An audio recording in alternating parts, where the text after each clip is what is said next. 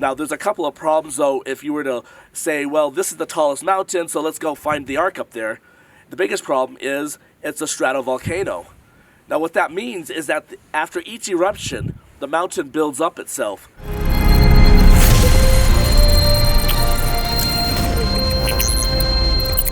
Hi everyone, this is Ryan Mauro from the Doubting Thomas Research Foundation, and we are going to be talking with our Noah's Ark researcher, Andrew Jones, in this video. Andrew is over there in Turkey. Andrew, thanks for being with us. Can you tell us exactly where you are right now in Turkey? Hello, Ryan. I am standing here in eastern Turkey at the base of what's known as Mount Ararat. Now, this mountain is a stratovolcano, and it is the tallest mountain in the country of Turkey. Now, it is also the most famous due to the story of Noah's Ark and the flood. And most traditional sightings place the ark high up on this mountain that's covered with a glacier. Right, so as long as I can remember, the story has always been that Noah's Ark landed on Mount Ararat. And so you're at Mount Ararat, and you would assume then that that's where Noah's Ark landed, and it either has been destroyed since then or it's preserved up there. That would just be the assumption. So can you explain to us a little bit about why this mountain has been associated with the landing of Noah's Ark for so long? Is there any evidence to support that? Because, like I said, it's always been taught to us that the Bible says that Noah's Ark landed on Mount Ararat, where you are right now. Yes, so most people do assume that the Ark of Noah landed up there, and the biggest assumption is because it's the tallest mountain in the country, in this region. But if you look at the biblical text, it actually says that Noah's Ark landed on the mountains of Ararat, plural. And Ararat is actually the name of the country of Urartu. And that was an ancient kingdom that covered this whole area of eastern Turkey and into Armenia and northern Iran. Now, this country has different regions. And so the region that has the mountains is where we are standing today. Now, there's a couple of problems, though, if you were to say, well, this is the tallest mountain, so let's go find the ark up there. The biggest problem is it's a stratovolcano. Now, what that means is that after each eruption, the mountain builds up itself.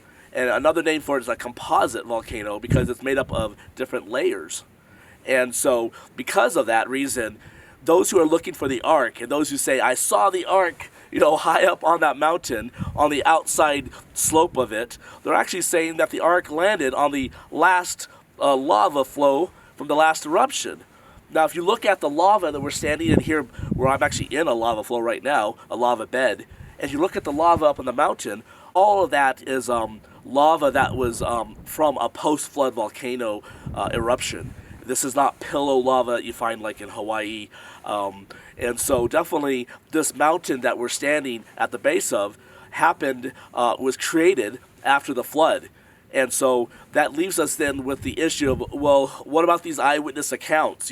Many people say, I saw the ark up there, or I saw part of the ark. In fact, most recently there's been some stories of people who saw wood, in the ice and snow up there. Well, if you look at each one of those accounts, they all conflict. There's not a general a story that says the ark is in one spot on the mountain at one elevation and preserved in one piece. You have stories saying that the ark is two pieces, or a perfectly preserved barge, or is buried in the ground on the side of the mountain. And then people who say it's on the north side, the southeast side, and right now we're standing on the south side. And so we're looking at these conflicting stories that don't match. And it basically raises the question, like, well, why are people so focused on that mountain when the Bible doesn't say the ark landed there, but the Bible just gives us a general territory of this mountainous region of the kingdom of Urartu? Okay, so to summarize, the Bible actually says that Noah's Ark landed in the mountains, plural, of Urartu. So it doesn't actually say specifically a mountain or specifically Ararat. And so it's perfectly legitimate to say that it landed somewhere in the mountains of what we would call Ararat today, not just that specific peak. That's correct. So, Andrew, is it debated at all that Mount Ararat is a stratovolcano, and therefore, if Noah's Ark landed there, then it would have been destroyed, right? Yeah, no, it's not debated. Everyone you talk to, from creationists to evolutionists, they all agree that this is what you call a stratovolcano. Now, there are different types of volcanoes, but this is definitely a composite or stratovolcano. It's two different names for the same type of volcano, which again means that as the lava came up and as the mountain erupted, it actually formed itself. The famous ones out there are like Mount Fuji, you have Mount St. Helens, Mount Rainier. So these are stratovolcanoes where each eruption actually formed the mountain that we see today. And so that is not debatable. Everyone accepts that. So if you're going to say the Ark has landed up there, you basically have to ignore all that and try to come up with a reason of how a volcano erupted and did not destroy the Ark, and how the Ark landed on the very outside, the very top of this volcano after the very last eruption. In fact, the very last eruption was in 1841, I believe, on the north side. It blew out and formed the Ahora Gorge, and yet you have some Ark hunters who are looking for the Ark in that very gorge that was formed. This huge. They're looking specifically where the eruption happened, is what you're saying. Yeah, and they're like, hey, it's up there preserved in this place where it actually blew out the side of the mountain and killed over 1,000 people back in 1841.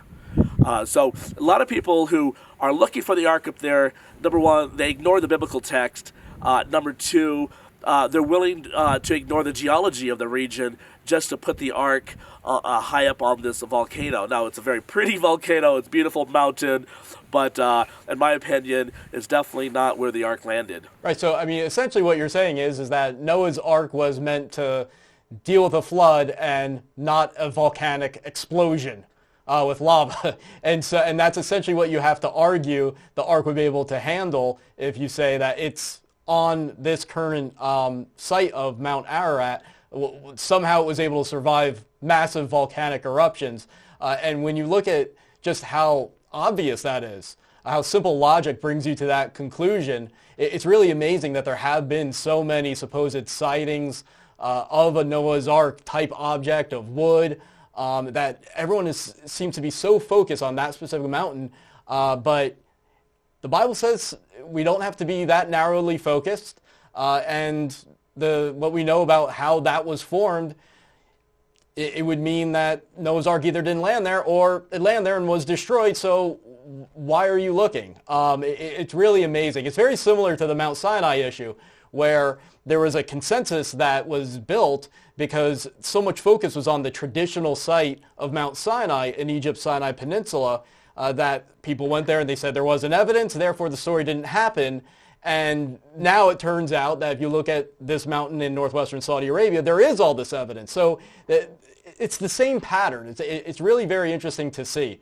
But Andrew, you've got to talk about one controversial claim. Because if you look up this site or anything about Mount Ararat Noah's Ark on YouTube, you're going to see videos with millions of views about this dramatic sighting and footage of Noah's Ark finding wood up on Mount Ararat. The Chinese team, I know their initials were NAMI. What can you tell us about this? Is this, we heard about it, it got a lot of commotion, a lot of attention, people still talk about it, but there haven't really been any updates. Can you explain the situation to us? Yes, I of course, I do know of that claim. It was publicized in the news back, I believe, 2009 or 2010. In fact, I talked to somebody who actually been up there and inside the so-called Ark. He did a Skype call with me in 2014 and showed me his photos and explained how he was charged $20,000 to be taken up there by the local guides who said they had found it up there. Now, that site is actually on the side of the mountain we're at. It's about 2/3 of the way up on this southern side of the mountain. Now, the claim is that buried in the side of this lava flow, remember, this is a volcano, are these pieces of the Ark. And they say there are 2 or 3 different pieces. They have like 2 or 3 different locations. And the videos they show you, they have the guys going down into some crevasse, and then they show you the wood that is like embedded into the ice and into the snow and dirt. And then they're showing you like pottery pieces. Some of them have like dried beans or like food items. And you see cobwebs. You know, when you start seeing this stuff, you start to wonder: did Noah just like run off the ark and leave all this food? Like, who put that there? Why hasn't others been up there since that time? There's been really no other update. So if this really is Noah's Ark, everyone here could benefit from it. The tourism industry, the guides who actually found it, there's millions of dollars to be made. Yet the people who have been promoting that site, they were charged a lot of money to get up to that site by the locals who found it. So that makes you wonder then the motivation for the people who actually found it. Like, why do they do it, and why they only show a certain number of people the so-called ark there. There's many issues with that site. Andrew, yeah, go ahead. Well, let's discuss what was actually found there, right? Yes. So was wood actually found there, and was the wood compatible with the shape of a ship? Like, if we're being as generous as possible, what would we say that wood resembles?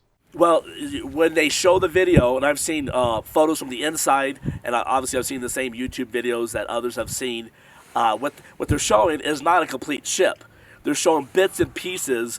I don't know what the longest piece you see in the video, maybe 30 feet or 40 feet. I don't even think it's that long. And so you see these boards, but you never see like a whole room or a whole side of a boat. And so the story is, again, personally, I did not see people plant wood up there. I just know the story from other locals. The story is that the years before 2010 or so, this group hired some villagers to take up old wood from other parts of the country and from other villages and put it during the summer months when the snow has melted and it's muddy up there, to embed the wood in there and form these little rooms. And then when it was all solid and frozen place over the next couple winters, then they brought in this group of Christians from, I believe, initially from China, but they also had some American archaeologists involved and explorers, and then they showed them the site.